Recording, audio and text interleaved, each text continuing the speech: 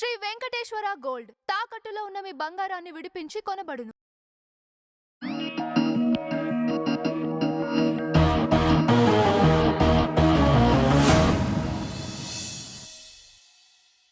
Ma'am, Pawan Kalyan గారిని విమర్శించడానికి కవిత గారికి ఉన్న అర్హత ఏంటి?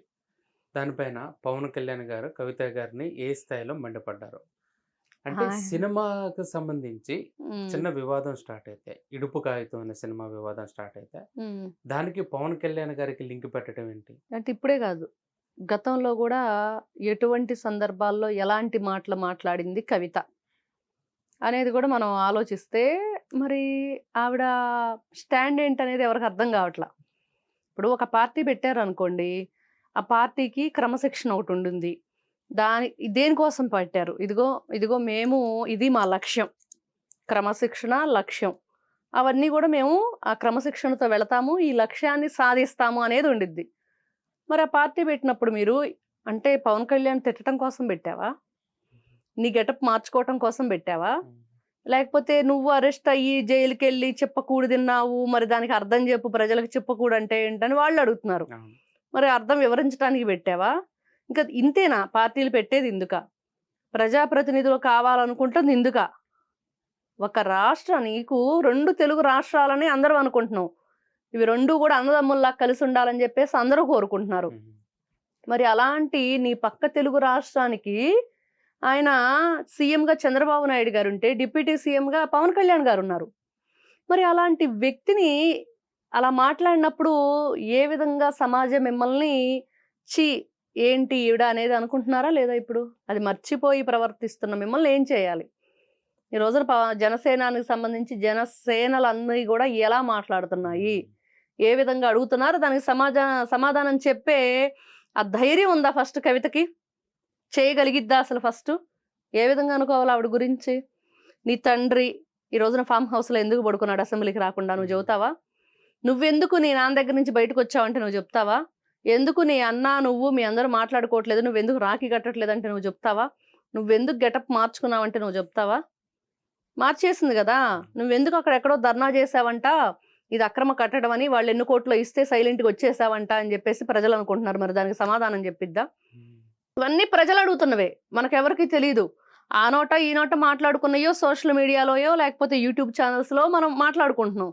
మరి ఇవన్నీ గూడా అందరూ అంటున్నారు, ఇవన్నీ నిజమేనా అంటే, నిప్పు లేకుండా పొగరాదు గదా అని అంటున్నారు.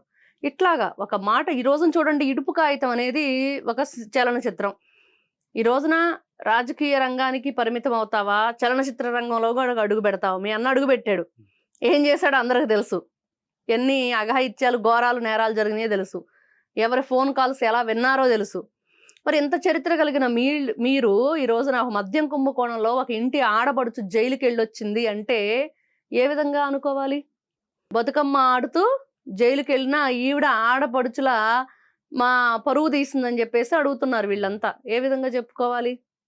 ఇవన్నీ ఇన్ని రకాలుంటాయి. ఒకరిని కదిలిస్తే మనమేంటి, మన స్థాయేంటి, మన గత చరిత్ర ఏంటి అనేది కూడా ప్రజలందరూ బయటికి తీస్తారు. మరి దానికి మనం సమాధానం చెప్పుకోగలుగుతామా లేదా? దానికి మనం అసలు ఏ విధంగా తలెత్తుకొని వాళ్ళని ఎదిరించగలుగుతాం అనే ఆలోచన ఉండాలి కదా అవతల వ్యక్తులకి.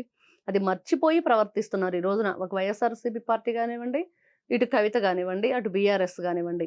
మీకు నిజంగా రాజకీయాన్ని రాజకీయంగా మీరు ఎదుర్కోగలిగితే పరిపాలన గురించి అడగండి.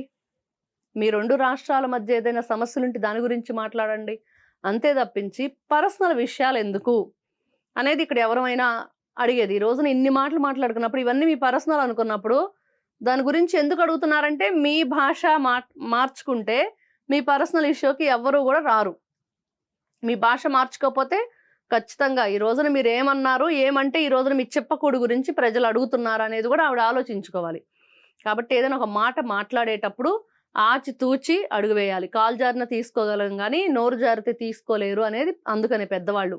కాబట్టి అడుసు తొక్కనేలా, కాలు కడగనేలా. ఎందుకు బురద తొక్కటం? మళ్ళీ నువ్వు కాళ్ళు కడుక్కోవటం ఎందుకు? ఇదంతా. అంతే గదా! వదిలి ఆ మురికిలో అడుగుపెట్టిన తర్వాత దాన్ని కడిగి వదిలించుకోవాలంటే మళ్ళా కడుక్కోవాలి. ఇదంతా రిపేర్లు చేసుకుంటా ఎళ్ళాలి పోస్ట్‌మార్టం. కాబట్టి ఏదైనా సరే రాజకీయ జీవితంలో ముందుకు వెళ్ళాలనుకునే వాళ్ళు, రాజకీయాన్ని చేయాలనుకున్న వాళ్ళు, ప్రజల్ని మేము ప్రజాప్రతినిధులుగా ఉండాలి, ప్రజలకు అండదండగా ఉంటాం అనుకునే వాళ్ళు ఇట్లాంటి భాష మాట్లాడరు. చూస్తున్నాం. కేసీఆర్ పిల్లలు ఎలా ఉన్నారు, చంద్రబాబు నాయుడు వాళ్ళ పిల్లలు ఎలా ఉన్నారు, ఎన్టీ రామారావు గారు వాళ్ళ పిల్లలు ఎలా ఉన్నారో చూస్తున్నాం. ఎంత తేడా ఉంది.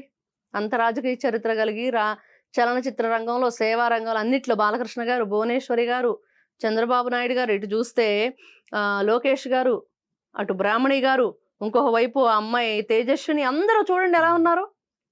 వాళ్ళ అల్లుడు భరత్, అందరూ కూడా ఎంత గొప్పగా వాళ్ళ రాజకీయ జీవితాన్ని, వ్యాపార రంగాన్ని అన్నింటినీ కూడా ముందుకు తీసుకువెళ్తున్నారు కదా. అదేదో ఇప్పుడు హెరిటేజ్ గురించి కూడా మనం చూసాం, ఆ మధ్య ఎలిగేషన్స్ తీసుకొచ్చారు. ఇట్లాగా ఏదైనా సరే ఈ చరిత్ర అనేది ఎంత ఇదిగా ఉండిద్దంటే, మనం మంచి చేస్తే మంచి, చెడు చేస్తే చెడు. కాబట్టి కవిత ఒక మహిళగా ఎంత గొప్పగా ఆవిడ సంస్కారాన్ని ఆవిడ బయటికి ప్రవర్తనను చూపించుకోవాలనేది మర్చిపోయి ప్రవర్తిస్తున్నందుకు నిజంగా మహిళా లోకం ఎలా ఆలోచించాలి, అట్లాంటి వ్యక్తుల్ని ఏ విధంగా బుద్ధి చెప్పాలి అంటే ఖచ్చితంగా అపోజ్ చేస్తాం మేమందరం కూడా.